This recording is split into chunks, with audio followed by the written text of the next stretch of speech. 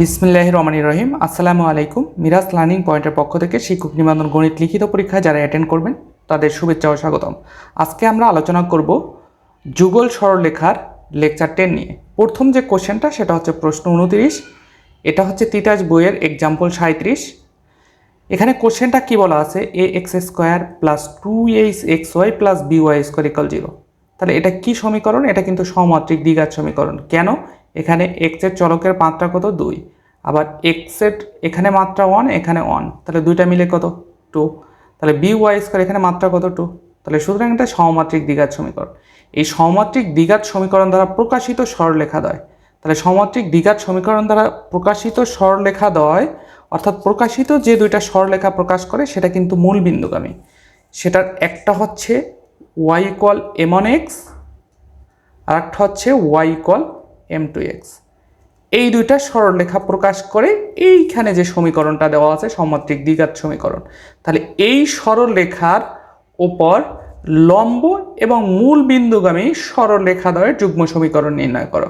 তাহলে সেই ক্ষেত্রে আমাদের এই রেখাদ্বয়ের ওপর লম্ব এবং মূল বিন্দুগামী, এই দুইটা রেখার ওপরে লম্ব এবং মূল বিন্দুগামী হবে, সেগুলোও সেই সরলরেখাদ্বয়ের যুগ্ম সমীকরণ নির্ণয় করতে বলছে, একত্রে সমীকরণ নির্ণয় করতে বলছে। তাহলে দেখুন এই কোশ্চেনটা জাতীয় বিশ্ববিদ্যালয়ের অধীনে বিএসসি পাস করছে 2011 সালে এবং শিক্ষক নিবন্ধন পরীক্ষায় 13তম শিক্ষক নিবন্ধন পরীক্ষায় কলেজ পর্যায়ে কোশ্চেনটা এসেছে। আসুন আমরা সলিউশনটা দেখি।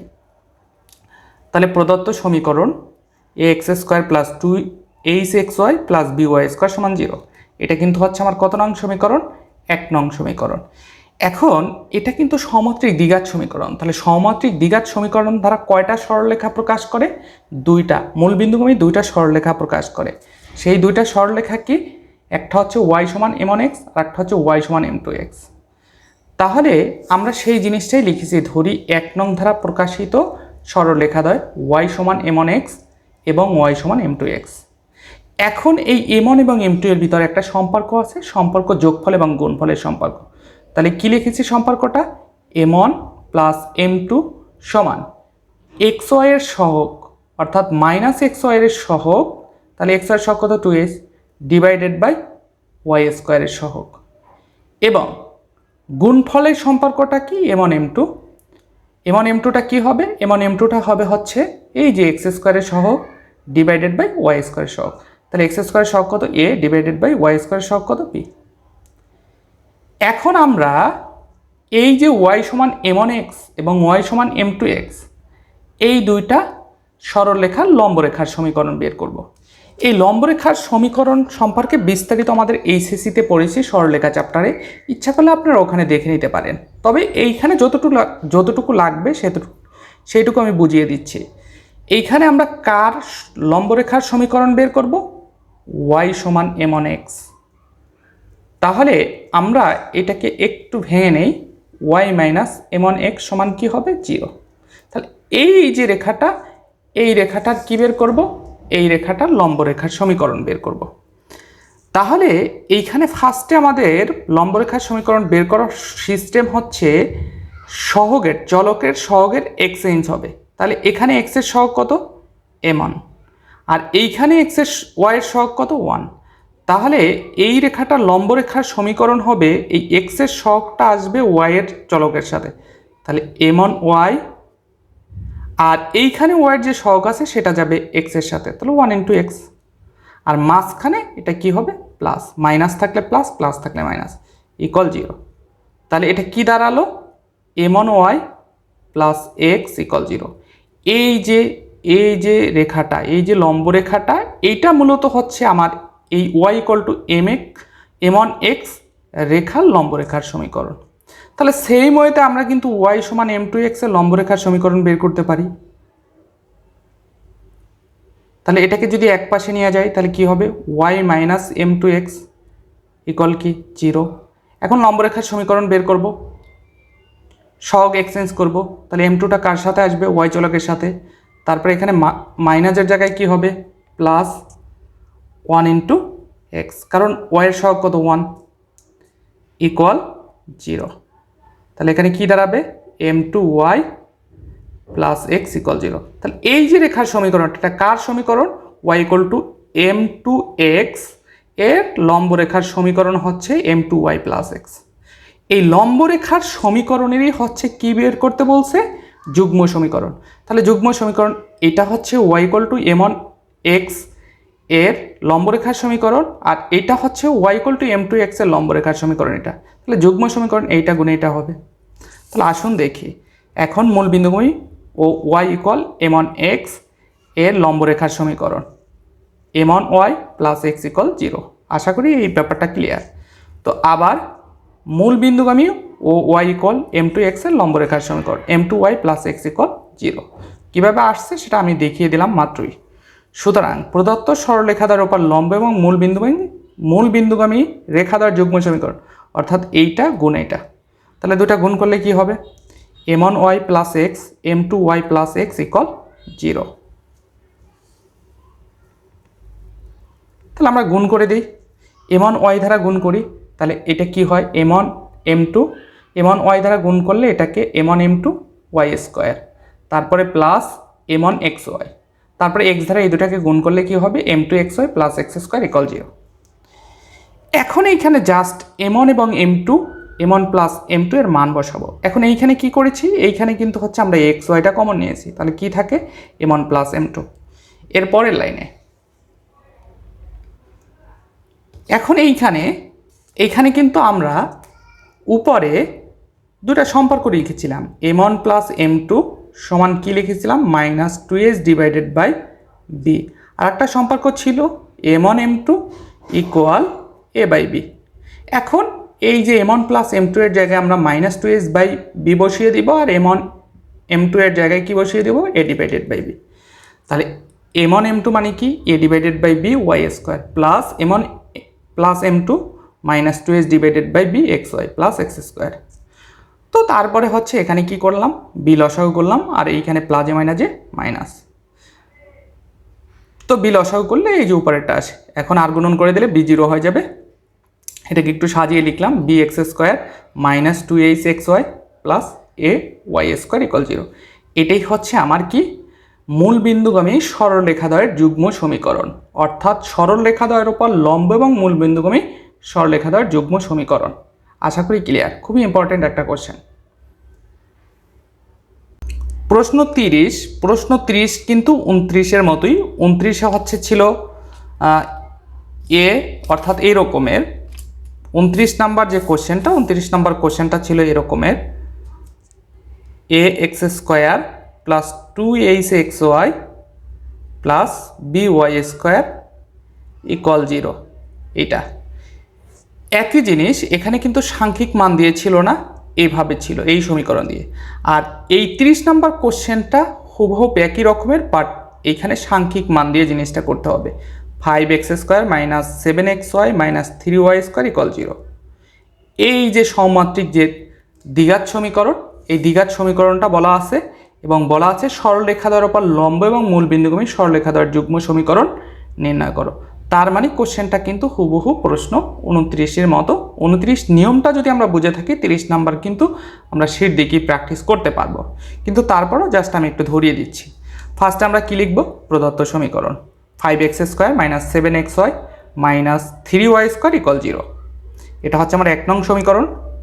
তো তাহলে এটা কি সমাত্রিক দ্বিঘাত সমীকরণ, তাহলে সমাত্রিক দ্বিঘাত সমীকরণ যেহেতু, তাহলে সমাত্রিক দ্বিঘাত সমীকরণের ক্ষেত্রে এইটা দ্বারা কয়টা সরলরেখা প্রকাশ করবে, দুইটা। সেটা কি মূল বিন্দুগামী, তাহলে মূল বিন্দুগামী সরলরেখা দুইটা কি ওয়াই সমান এম ওয়ান এক্স আর একটা হবে ওয়াই সমান এম টু এক্স। এখন এই এম ওয়ান এবং এম টু এর ভিতরে একটা সম্পর্ক আছে, সম্পর্কটা কি যোগফলের সম্পর্ক, অর্থাৎ M one plus M two সেটা কি হবে মাইনাস 2h। তাহলে 2h এখানে কি 2h কিন্তু হচ্ছে মাইনাস 7। এখানে যদি 2h কম্পেয়ার করি এই যে সমীকরণটা আছে, তাহলে 2h বলতে কি এখানে কিন্তু 2h বলতে মাইনাস 7। তাহলে মাইনাস 7 ডিভাইডেড বাই কত হবে, ডিভাইডেড বাই হবে কার সহগ, ডিভাইডেড বাই হবে কার সহগ, এই যে এইখানে ওয়াই স্কোয়ারের সহগ। ওয়াই স্কোয়ার সহগ কত -3। তাহলে এইখানে কিন্তু মাইনাস মাইনাস কাটা যাবে, এই মাইনাসটা থেকে যাবে, তার মানে -7/3।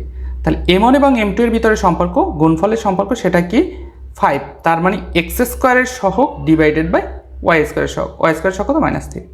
তাহলে কিন্তু দেখুন আমরা m1 প্লাস m2 পেয়েছি কত -7/3, আর m1 m2 পেয়েছি কত -5/3।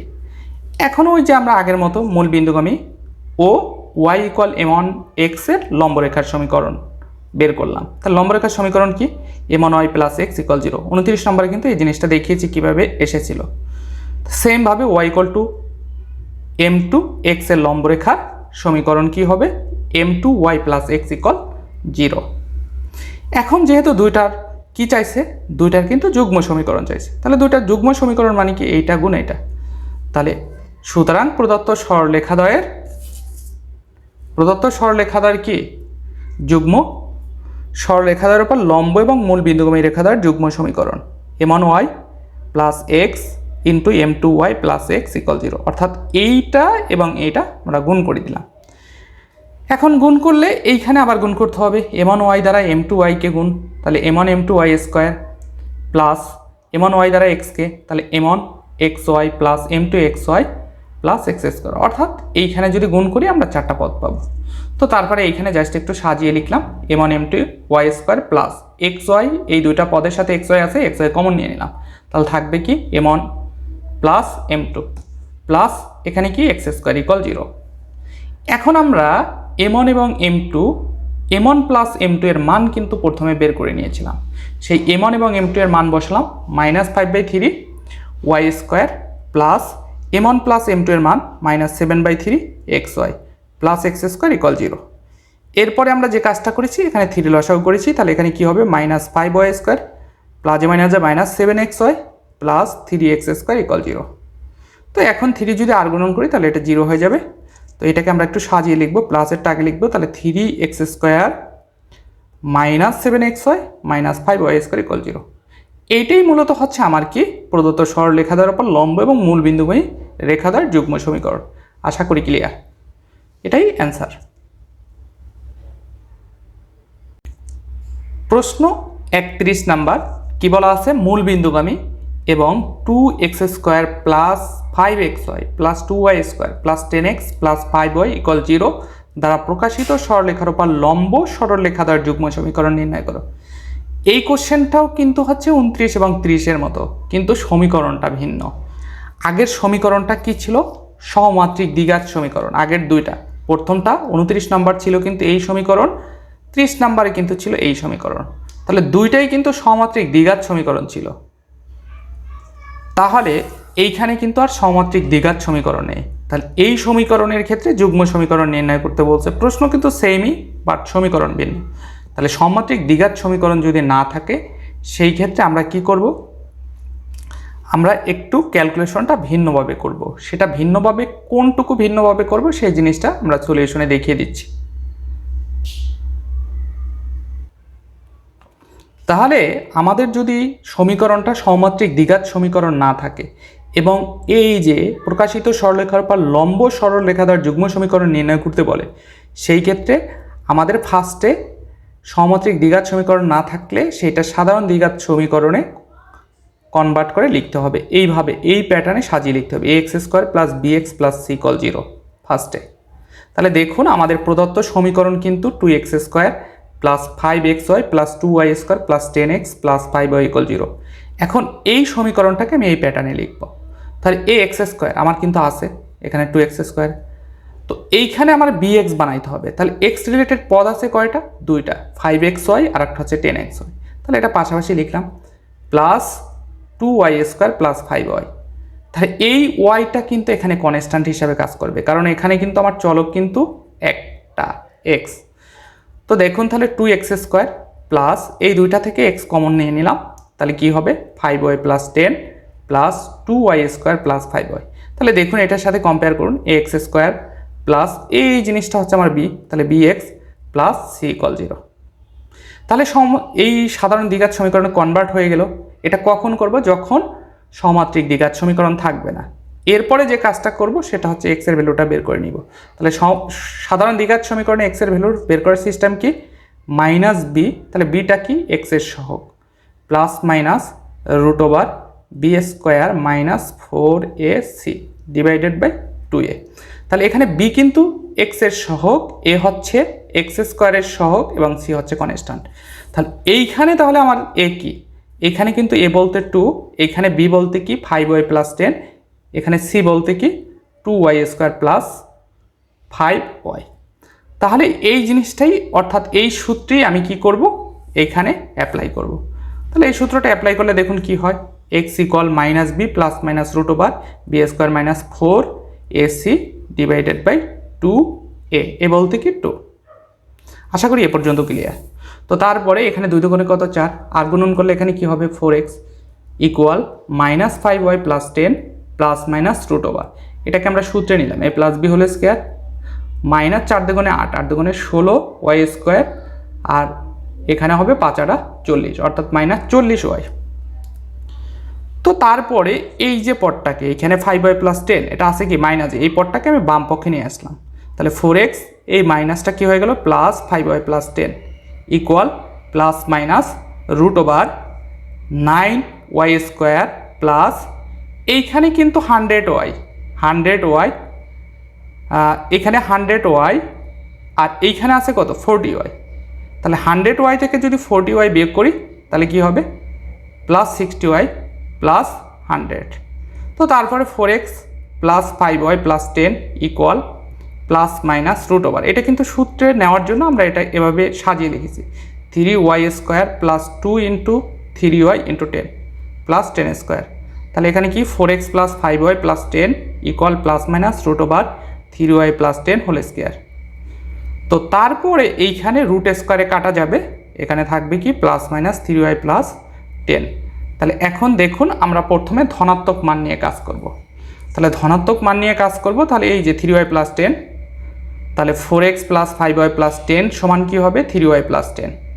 আবার ঋণাত্মক মান নিয়ে যখন কাজ করব তখন minus 3y plus 10, 4x plus 5y plus 10 equal minus 3y plus 10।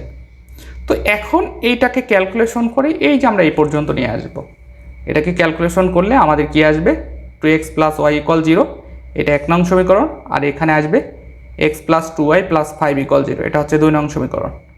এখন এই 1 নং সমীকরণের লম্বরেখার সমীকরণ বের করব।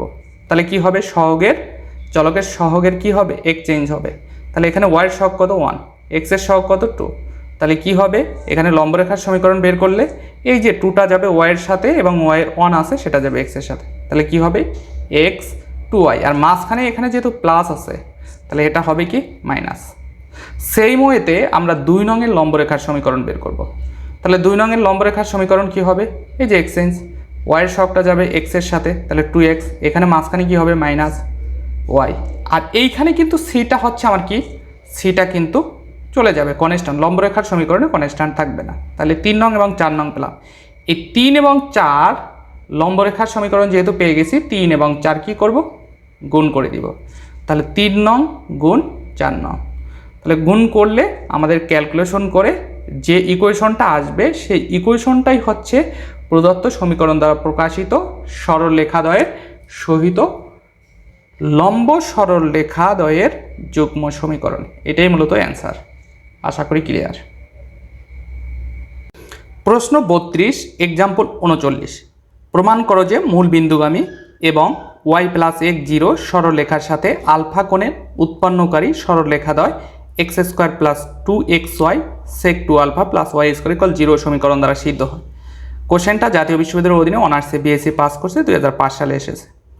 আসলে এই কোশ্চেনগুলো হচ্ছে আপনি বুঝে বুঝে প্র্যাকটিস করলে খুব ইজি, কঠিন কিছুই না।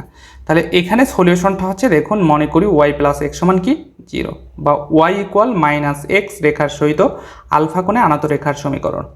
অর্থাৎ এই যে সমীকরণটা, এই সমীকরণটার সাথে আরেকটা রেখার সমীকরণ, সেটা মূল বিন্দুগামী।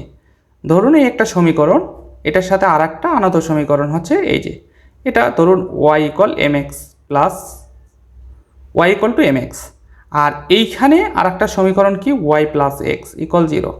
এটাকে যদি আমরা একটু ক্যালকুলেশন করি তাহলে y সমান কি হবে মাইনাস x, আর এইটা আলফা কোণে আনত, ঠিক আছে এই জিনিসটা।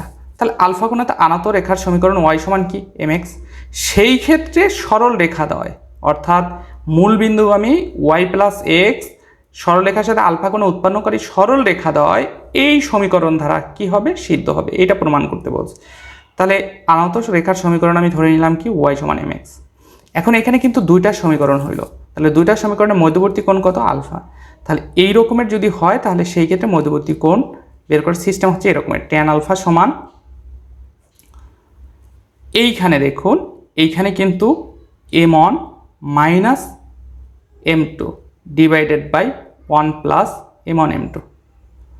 তাহলে এম ওয়ানটা হচ্ছে এই যে প্রথম রেখার ঢালটা, তাহলে এম ওয়ান কত -1। তাহলে এখানে কিন্তু আমরা সেই জিনিসটাই করেছি, সূত্র কিন্তু এইটা এম ওয়ান বলতে এখানে এম ওয়ান বলতে কত, এখানে এম ওয়ান বলতে কিন্তু হচ্ছে -1, তাহলে -1 তারপরে কি হবে সূত্রের মাইনাস, এই যে সূত্রের মাইনাস এম টু, তাহলে এম টু বলতে কত এম ডিভাইডেড বাই 1 প্লাস, দেখুন 1 plus M one M two, তাহলে এম ওয়ান বলতে কত -1, এম টু বলতে কত এম। তাহলে ট্যান আলফা সমান plus minus -1 minus M divided by প্লাসে মাইনাসে মাইনাস এম। এখন এইখানে ধনাত্মক মান নিয়ে এবং ঋণাত্মক মান নিয়ে আমরা ক্যালকুলেশন করে কিসের মান বের করব, এম এর মানটা নিয়ে আসব।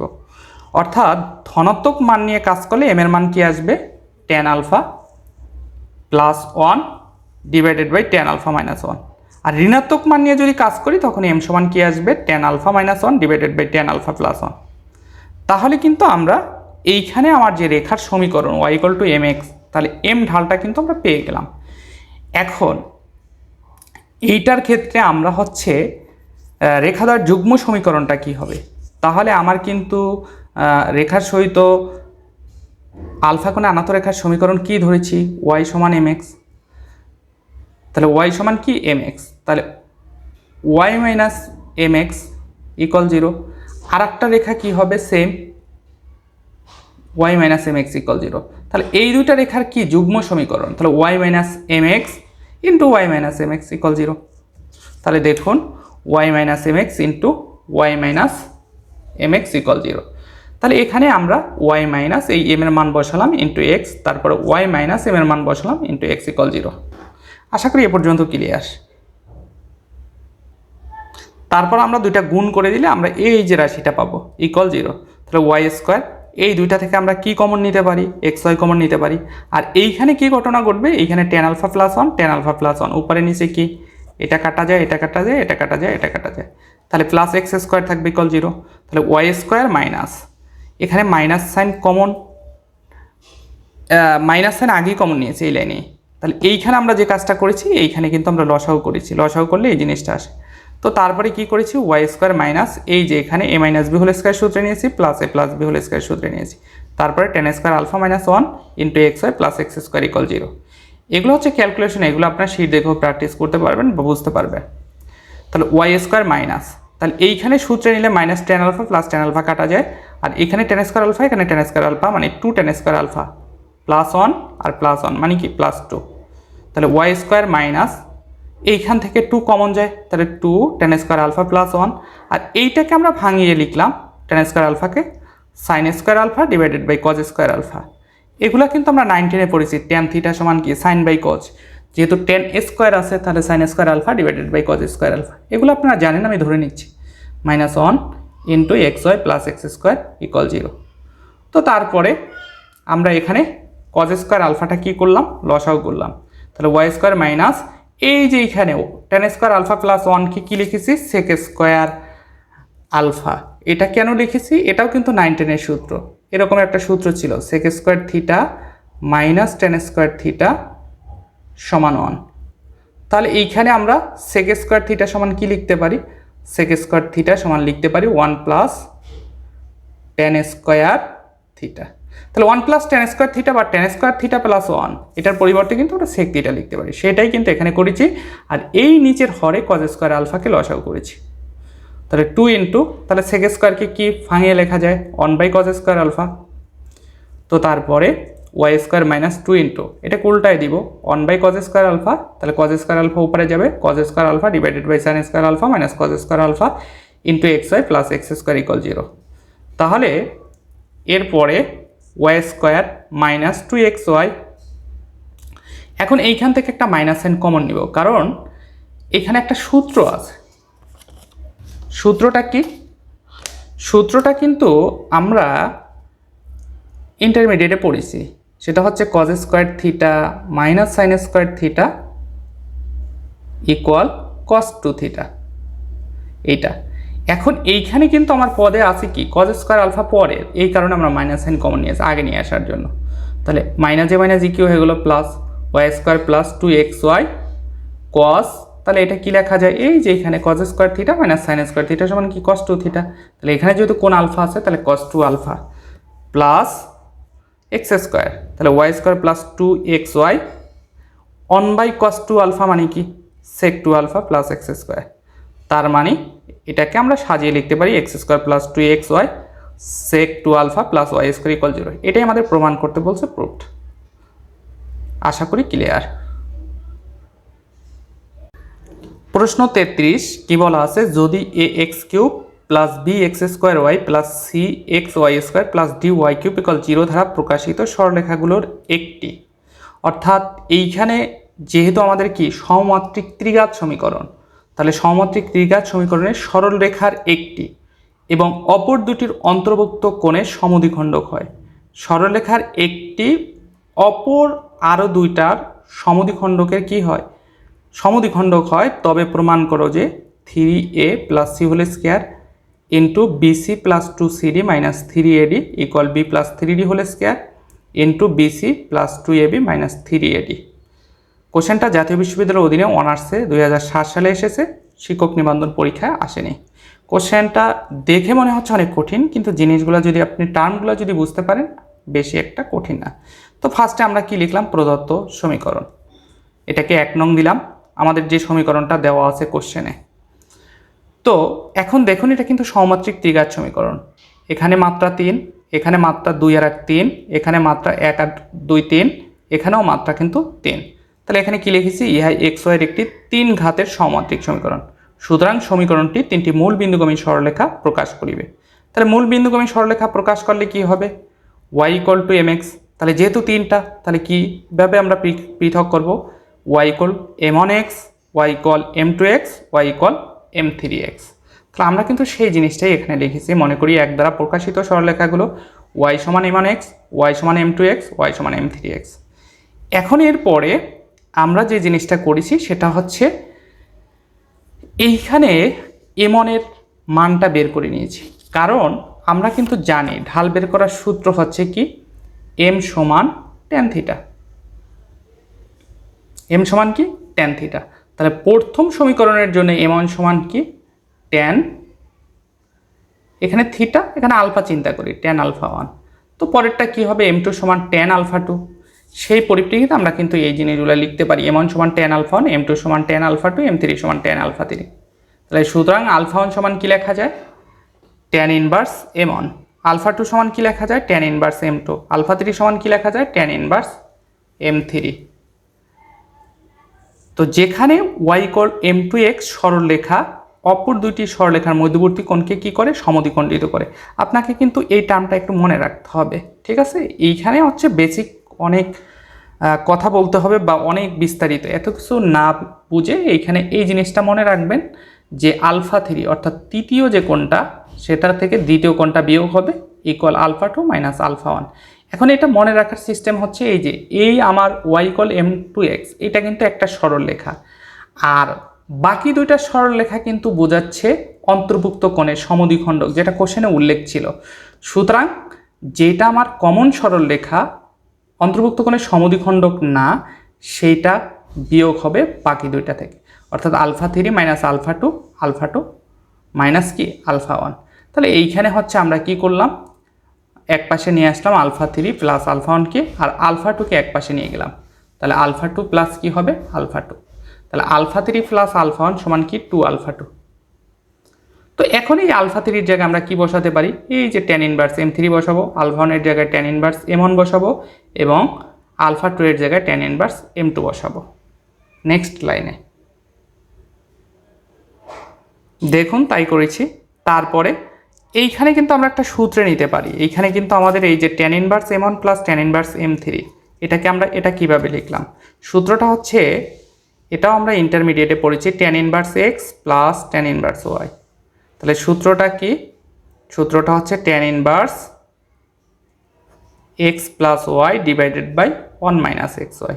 তাহলে এইখানে আমার এক্স বলতে কি, এইখানে এক্স বলতে কিন্তু m1 এবং ওয়াই বলতে কিন্তু m3। তাহলে কি হবে tan ইনভার্স এক্স অর্থাৎ m1 plus Y m3 divided by 1 minus X Y অর্থাৎ m1 m3। ঠিক আছে, এইটা হচ্ছে সূত্র আমার। তো তারপরে ইকুয়াল, এই যে এটাকেও সূত্রে নেওয়া যায়, এটার একটা সূত্র আছে, এটাও ইন্টারমিডিয়েটের একটা সূত্র।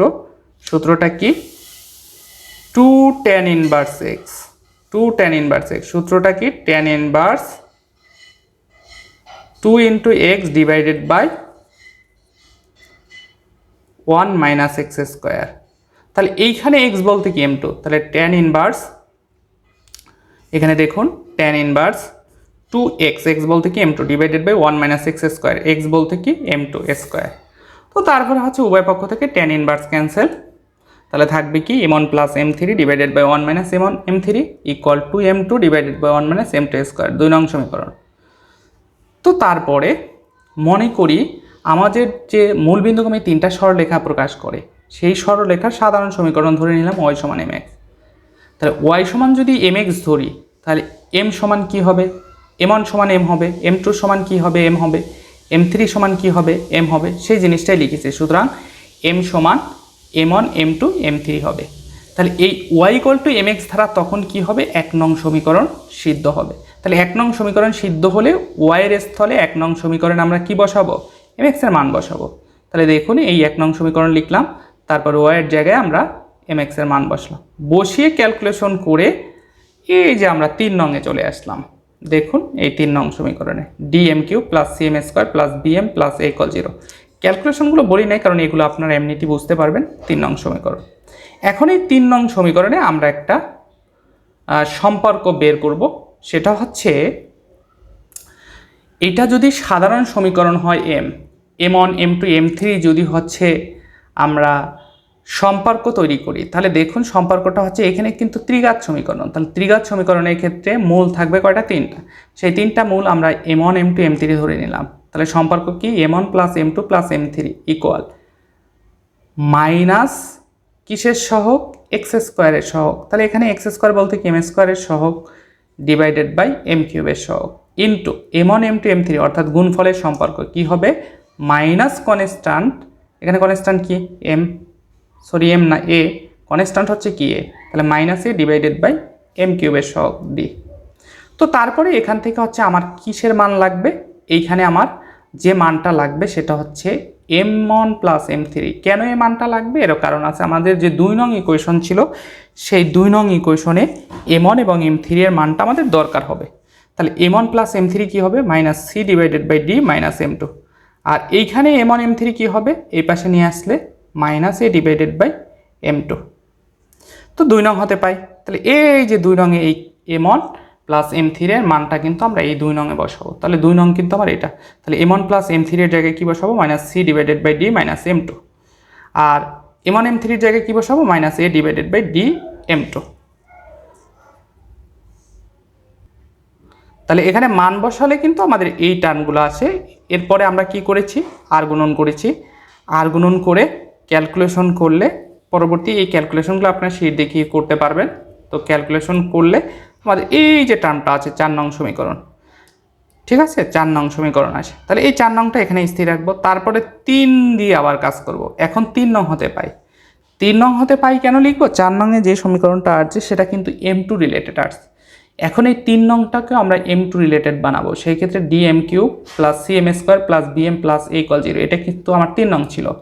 এখন এইখানে কিন্তু আমাদের m এর সাধারণ সমীকরণ যখন y ইকুয়াল mx ধরেছিলাম, এখানে আমরা সাধারণ সমীকরণ এক পর্যায়ে কি ধরেছিলাম, y সমান mx, তখন কিন্তু আমার মূল আসছে কয়টা, m কিন্তু আমি তখন ধরেছিলাম m মানি m1, m মানি m2, m মানি m3, তখন মূল কিন্তু আমার 3টা এসেছিল।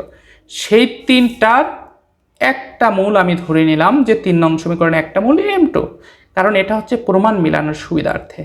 তাহলে m এর জায়গায় কি হবে, dm2 cube plus cm2 square plus bm2 plus a equal 0। তাহলে এটা হচ্ছে 5 নং সমীকরণ। তাহলে 4 থেকে 5 বিয়োগ করব, তাহলে 4 থেকে 5 যদি বিয়োগ করি, তাহলে এই পদ কাটা যাবে, এই পদ কাটা যাবে, এখানে -3d m2 -2a - c থাকবে, আর এইখানে এই যে চিহ্ন পরিবর্তন হবে, তাহলে -bm2 - a ইকুয়াল 0 হবে। 4 আর 5 যদি বিয়োগ করি, এই যে এই টার্মটা থাকবে ইকুয়াল 0। তারপরে এখান থেকে আমরা ক্যালকুলেশন করে কিসের মান নিয়ে আসবো, m2 এর মান। তাহলে m2 এর মান কত আসছে, -3a + c divided by b + 3d অথবা 3d + b। এখন এই m2 এর মানটা হচ্ছে আমরা 5 নং সমীকরণে বসালে আমরা কাঙ্ক্ষিত প্রমাণটা পেয়ে যাব। তাহলে এই 5 নং m2 এর মান বসিয়ে পাই। তাহলে 5 নং সমীকরণ কী ছিল আমার, dm2 cube + cm2 square + bm2 + a = 0। তো এখানে বসিয়ে আমরা ক্যালকুলেশন করে এই যে এখানে জাস্ট এটা হচ্ছে m2 এর মান বসালাম। তো তারপরে এই যে হোল কিউব ছিল, তাহলে এই 3a + c এর সাথে হোল কিউব আসবে, আর যেহেতু এখানে মাইনাস আছে তাহলে পাওয়ার কি বিজোড়, তাহলে -c থাকবে, b + 3d whole cube + c, এইখানে পাওয়ার যেহেতু 2 কিন্তু মাইনাস আছে তাহলে কি হবে, c × 3a + c whole square, নিচে কি হবে b + 3d whole square plus b × এখানে -3a + c divided by b + 3d + a। এখন এইখানে আমরা লসাগু করব কি, b + 3d হোল কিউব লসাগু করব, লসাগু করে তো তারপরে ক্যালকুলেশন। তো এই ক্যালকুলেশনগুলো আপনার শীট দেখিয়ে পারবেন। তো লাস্ট ফিনিশিংয়ে আমরা যেটা চাইছে সেটা আমরা কিন্তু নিয়ে আসতে পেরেছি, 3a + c whole square into 3cd - 3ad + bc equal b + 3d whole square into 2ab + bc - 3ad। ইহাই নির্ণয় সত্য এবং এটাই প্রমাণ করতে বলছে। এখন এই অঙ্কগুলো হচ্ছে আপনার ডিপেন্ড করবে আপনি পরীক্ষার হলে কতটুকু তাড়াতাড়ি করতে পারেন, সেটা ডিপেন্ড করবে আপনার প্র্যাকটিসের উপরে। প্র্যাকটিস যত করবেন এই ম্যাথগুলো তত ভালো বুঝতে পারবেন এবং তত তাড়াতাড়ি সমাধান করতে পারবেন। আজকের মতো এখানেই শেষ। আল্লাহ হাফেজ, সবাই ভালো থাকবেন।